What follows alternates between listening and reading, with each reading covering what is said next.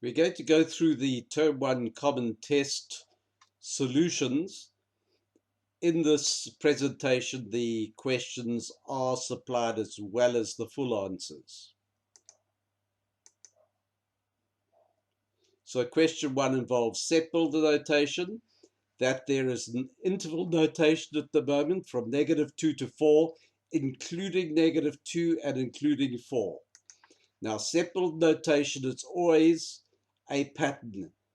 Curved brackets, curly brackets, x where. Then we have the condition, the values for which the values which x can have, and then we have the type of number that x can be. So it's x where from -2 to 4, so it's -2 less than or equal to, because it's including -2, x is less than or equal to 4. It's always a better pattern to write the smallest less than x less than biggest, because that puts x between the two. The second one is off a number line. This is going everywhere to the left of -1, but does not include -1. It's the open dot, so -1 is not included. So that means x has to be less than -1. Here is the Sepal notation. Once again, the curly brackets, x where, and then we say x less than -1. Same as there, the values of x which we can have, and then the type of number. So x where x is less than -1, x element of reals. In the second one, a bit of a thinking question, but not too bad to do. Where we're told simplify the following, well, all we'll do is don't try to see the end result, just to add like terms where you can, cancel where you can, take cube roots where you can. So first of all, x plus 2x is x plus x is 2x. Now we can cancel the x's, and we cancel the 2 into the 16, giving 8. 8 is a perfect cube. It is 2 cubed. Cube root of 1 is 1. Cube root of 8 is 2. So therefore it gives us a half. And that there is a fraction. It is a rational number. So there we are. Number 3. Here we're expanding brackets. A pure straightforward one now, where we multiply the inside of the bracket. There are two terms, so there are two multiplications by the one outside.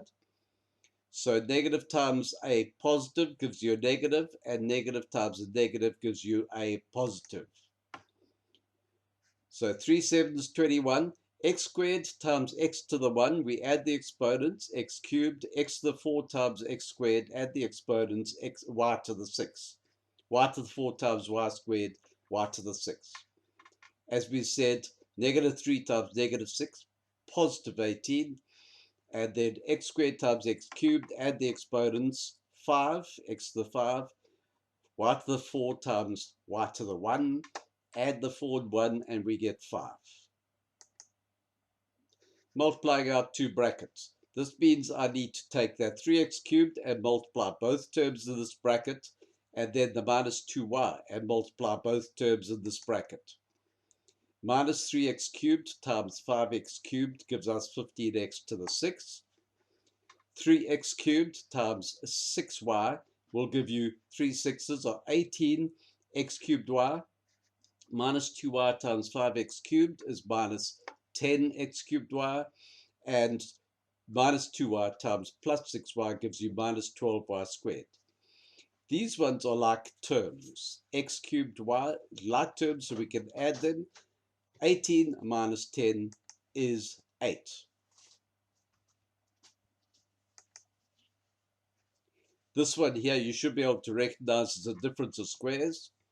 3p minus q, 3p plus q.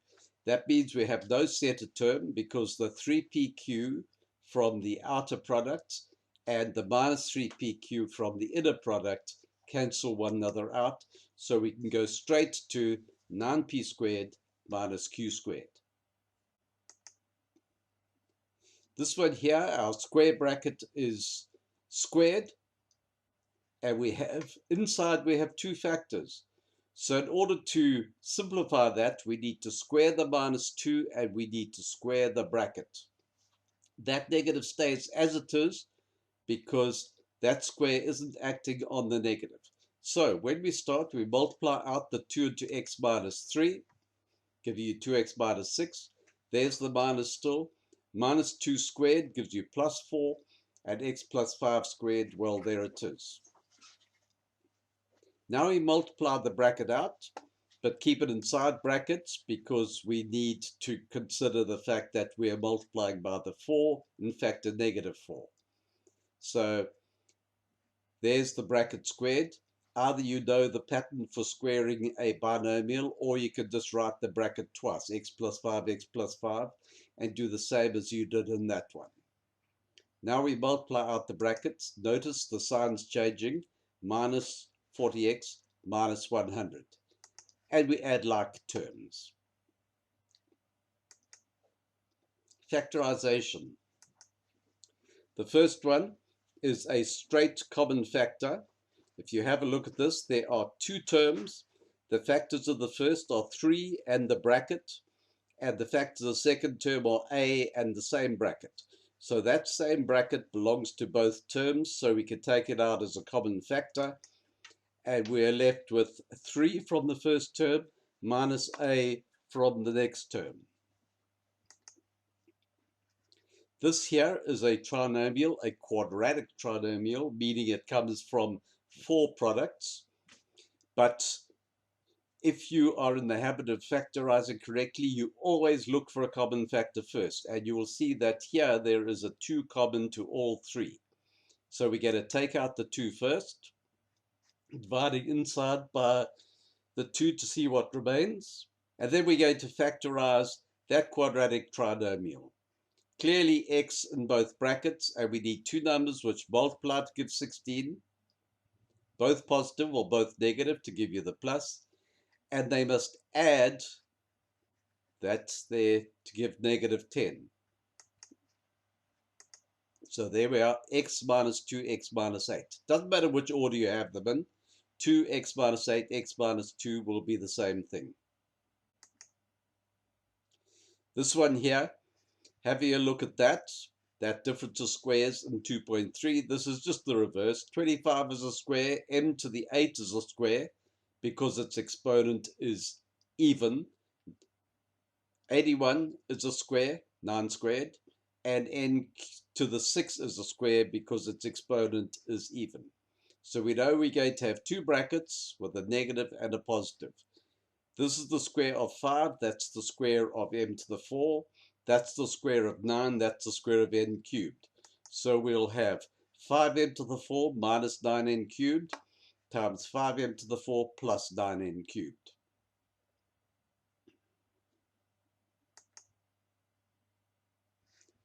This here is another quadratic trinomial which you need to put in two brackets. Just checking, 2x times 3x gives us 6x squared. The outer minus 10x plus the inner 21x, so it's minus 10x plus 21x gives us our 11x, and plus 7 times minus 5 gives us our 35. This here is a difference of cubes. 3 cubed, x cubed, difference because it's negative, 2 cubed, y cubed. So the pattern is cube root. So what's cubed give that? 3x. Takes the minus with it. What's cubed to give minus 8y cubed? Minus 2y. Now the second bracket just fills a pattern if you're going to have an eliminating term so we don't end up with 4 terms eventually. 9x cubed, well, it's the square of 3x. On the other end, plus 4y squared because it's the square, sorry, that's 9x squared, the square of 3x. And on the other end, we'll have 4y squared, the square of minus 2y. There's a center term, which is always the product of these two with opposite in sign. Because that, for example, means that if I multiply 3x times that, we get 18x squared y. And now if we multiply these two, we get minus 18x squared y. So it goes. That would give us 12y squared. This one, 12xy squared. This one here will give you minus 12xy squared. So this is the pattern for the difference of cubes. This one here, there are two terms. There is nearly a common factor, but x minus y and y minus x are opposite in sign. So first thing we need to do is change that round to make it x minus y. But that involves changing its sign, so we're going to change the sign there. So therefore we get our 9p squared x minus y. It's going to become minus q squared and x minus y. Still the same thing, because there's minus q squared x, there's minus q squared x. That times that will give you plus q squared y. Well, there's a plus q squared y. You can always just check it that way to make sure you're correct. Common factor of x minus y comes out, and we're left with 9p squared from there and minus q squared from there. Now be aware that the final step of factorizing is always to look to say, will it go again? Well, this one will, because that is a difference of squares. So we could go one more step here. X minus y is still there. 3p minus q, 3p plus q. Now here we're talking about the area of a rectangle. The area of a rectangle is length times breadth, so it's two elements multiplied together, two factors multiplied together to give us that. So clearly all we need to do is factorize to give the dimensions, the length and breadth in terms of x. Well, x squared minus 2x minus 8 is x plus 4x minus 2. Notice x squared. Then to get minus 8, we need their opposite in sign, and they must subtract to give 2, positive 2, so therefore plus 4 minus 2. And then we must make our final statement there. Length, x plus 4 meters, and breadth, x minus 2 meters. The dimensions of the rectangle. Subtractions.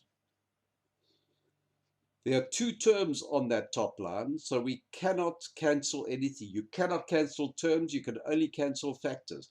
This is factorized, so a plus b can cancel. But that a and that b can't cancel separately. So on the top line, we have a difference of squares. So we can write a minus b, a plus b. Now we have an a plus b there, and we have an a plus b there squared. So the a plus b can cancel into one of the a plus b squared, giving you a minus b, the remaining, over the remaining a plus b. You don't have to write it with the brackets at that stage, but whether you do or not does not matter. In order to do this one, we need to factorize the top line. Two terms, so it needs to factorize. You can only cancel factors. Well, your common factor there is going to be 3a cubed. There it is, 3a cubed comes out, divide into there, we're left with 3a, divide that into there, we're left with minus 2. Now, this is factorized, so we can cancel factors. These are factors, and that as a whole is a factor. Well, 3a cubed, 3a squared, 3's cancel, a squared into a cubed giving a. So we'll have just a into 3a minus 2, which, strictly speaking, you should multiply out, but the main thing is to simplify the fraction. The next one, we are subtracting two fractions, so we need a common denominator. Now, the lowest common denominator, the numbers have to go in, so 2 must go into it, so the common denominator must have a 2, and then of the factors, the x squared must go into it and x must go into it. So we have to have the highest of the two. It's like trying to find a shoe to fit two different size feet. We've got to look at the bigger foot. So 2x squared is your common factor. Now if we have a look at that, this 2x has gained an x factor. so therefore the top must gain an x factor. This x squared has gained a factor of 2, so the top must gain a factor of 2. Now if we simplify the top line, multiplying out, add like terms, and that's as far as we can go. If there was a binomial 2 terms below, I would look to see if this quadratic trinomial can factorize, but it cannot anyway. A simplification where we're dividing binomials and trinomials and fractions. Well, as soon as I see a division, I know I must invert that fraction. I always say to my class, when you see a division in fractions, you must say, oh, flip. Right? So you're going to flip, and you're going to write this the other way around. There it is. Now notice I've done one thing there, and that is on the bottom line. It's good habit to keep the x's first and then the numbers second, always. X squared, x1, that's fine. X3, that's fine. X, then the number. This is not fine because it's number, x's, then x squared. That is not fine because it's 5, it's a number, and then x. This one we'll sort out by taking out a negative. This one here, I'm going to take out a negative and change it to 2x squared plus x minus 1. If you have a look, it's negative 2x squared. Yes, negative 2x squared. It's minus plus, which is negative x, which it is here. It's minus minus, which is plus 1, which it is here. Now I'm going to factorize where I can. That's a common factor factorization. I'm going to take out a minus 5 to sort out that problem with the x being negative as well. That is a quadratic trinomial. That there is a common factor, and that's another quadratic trinomial. So there they are factorized. Notice when the minus 5 has come out, the minus 5 times 2x gives us minus 10x, so I can now write the x's the other way around. Two brackets for that one, common factor of 3 out of that one. There's the negative still, and I've factorized that quadratic trinomial. Now I can do some cancelling. Once I have that, I can cancel the 2x minus 1s with one another, that 2x minus 1 with that 2x minus 1 with that, and I can cancel the x plus 1s. Negative times negative gives a positive, so what I'm left with on the top line is a 5, and on the bottom line is a 3. 5 over 3. Final question. Simplify the following square root. Well, the square root of a square is always whatever's being squared. So, for example, here, all I have to do is say, well, to square root a bracket squared, I drop the square root and the squared. There it is, and that's my answer. What must be added to x squared minus 3x to make it a perfect square? Well, let's have a look at a perfect square. Let's take x minus a. I've chosen a minus because we've got a minus 3x there. This squares out to give x squared minus 2ax plus a squared. Now let's compare it to this. The minus 2ax there must be equal to the minus 3x there. And if you solve that, you get a equal to 3 over 2. Then we look at this and we say, well, the a squared there will therefore be equal to the value of a, which is 3 over 2 squared, which is 9 over 4. And there we are. That's the number that we need to add, is 9 over 4 to give us the perfect square.